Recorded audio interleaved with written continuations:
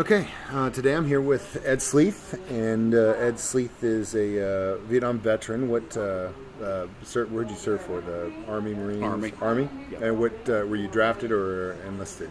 I enlisted, volunteered. Volunteered? How long were you in for? I was in for almost 4 years. 4 years? Gotcha. Would you, if you don't mind me asking, what was your job in the Army? I was a door gunner on a helicopter. Okay, gotcha. Actually, the very first guy I took out, he, I want to say he signed up in the late 50s and was an MP and then got sent over to Vietnam early, like in the early 60s, and got there, and the guy was like, I don't need a traffic cop in the jungle, so get on that helicopter, and that's exactly what he did. So you're actually my second guy. So we were talking. Ed, obviously you can't see him, but he's a part of a Vietnam Vets motorcycle club. Yeah. So tell me a little bit about that. We started out as Vietnam vets in 1980. I want to say 84 or 85. We started the club in California, and it's expanded now. We've brought in the younger guys. We call it the Vietnam Vets Legacy Vets now. Okay. And we're in all 50 states. We're in Taiwan, Australia, Wow. Denmark, the Baltic states. I know I'm forgetting somebody, Germany. Wow. We're probably now the largest veterans motorcycle club in the world. Yeah. I mean, that's a one thing I think that's very accurate, because a lot of the guys that I've taken to lunch over the last year and a month mainly have been Vietnam veterans. I've had very lucky to have a couple World War II veterans, a couple Korean, and then as recent as Afghanistan and Operation Iraqi Freedom, stuff like that, but mainly Vietnam. You said that you bought a motorcycle last year, and in a year put how many miles on it? Close to 22,000. 22,000 miles. Now, you are married, is that correct? Yes. Does your wife get to go with you on these trips? Or? No, this is my world. She has nothing to do with it. Do you go by yourself, or do you bring guys? The club goes? We go. It's not usually the whole chapter, but usually, 8 or 10 of us at once will take off and go. Some of the guys still work, so. Yeah, it's kind of, they get off and stuff like that. Yeah. Have you gotten a chance to meet any of the other clubs, like in the Baltic states or Australia or anything like that? Yeah, we have, they used to be called Nationals 2 a year, but since we've expanded overseas, they're called World Meets now. And we have guys come in from Denmark, Sweden,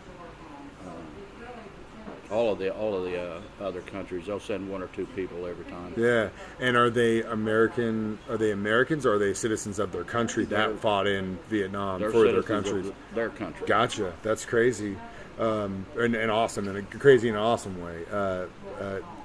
So, what kind of bike do you have? I've got a Road King, Harley Davidson Road King. Okay.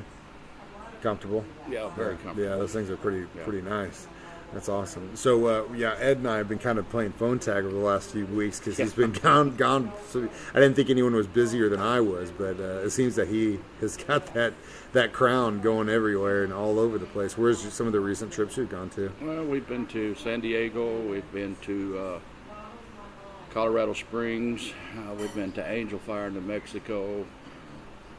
Last year, we were in Dallas. Well, this year, Dallas, Texas. New Orleans. Well, the last couple of years, we've been up to Wisconsin, Ohio,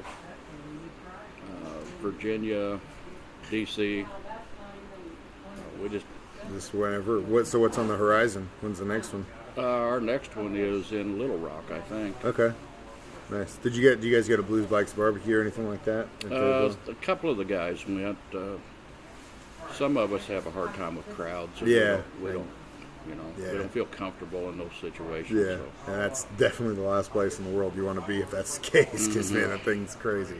Yep. It's more of a party, I think, than, I mean, you can do the rides and stuff, and there's a lot of them, poker runs and stuff like that, but I think it's more of a just park and party for a week type of situation. That's cool. So do you guys do any, like, fundraisers? Do you do any kind of, like, community outreach stuff? Or tell me about that. We do poker runs every year, and we donate to different veterans' homes. We've got one in St. James, the one in Mount Vernon.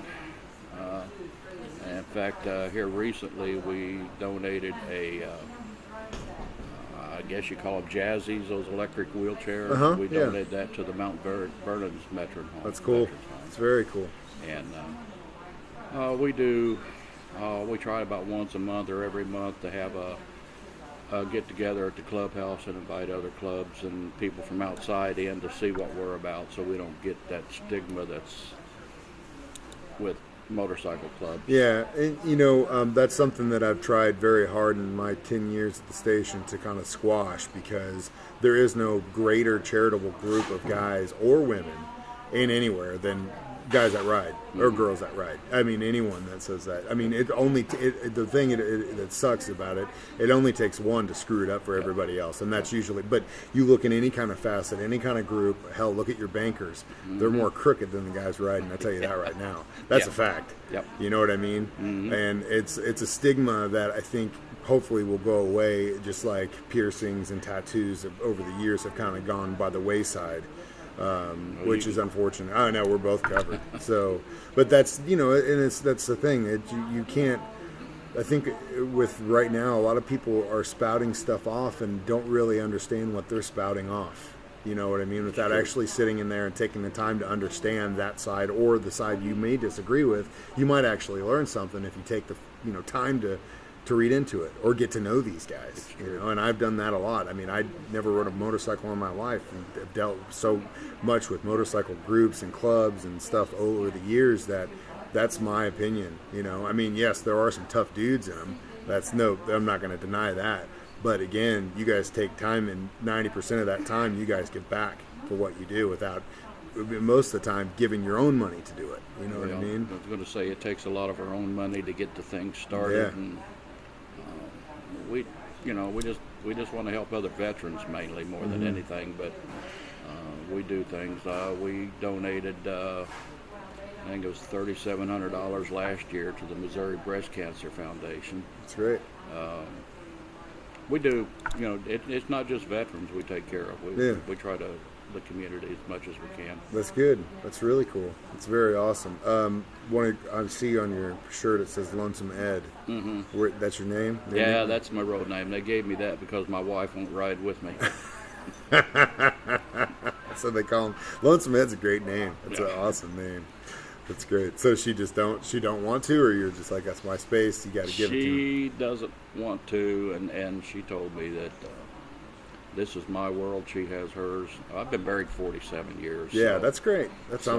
And you know what? That is a secret. I think that a lot of people need to understand is that you need to build each other up, and you need to be involved with each other, but you need to let each other have their own space. Because if you create your world around the other person, you're going to be shocked to find when that comes crumbling down that you have nothing. She has her friends over for cards every Friday night. I usually end up taking off to the clubhouse, so I won't be around, get in the way. Yeah, that's good. That's very important. I've been married once, about ready to get married again, and that was one of the lessons that I learned, was that we both need to be our own people. Be each other's champion, but at the same time, let her. She needs to go out with her girlfriends and do stuff, and I need to be able to go to band practice and keep living the dream that one day I'll be a famous musician, which will never happen. But I don't do it for that. I do it because I love it. You know what I mean? That's a really good piece of advice. That's really cool. So, thank you so much for your service and your time, and your continued service even after. That's a very important thing that I think people need to realize is most of these guys that enlist or get drafted, they get out and then they want to keep helping after they're done. And that's a very strong community, and that's awesome. Well, the government helped me, so it's my turn to turn around and help back. That's awesome. Well, thank you. So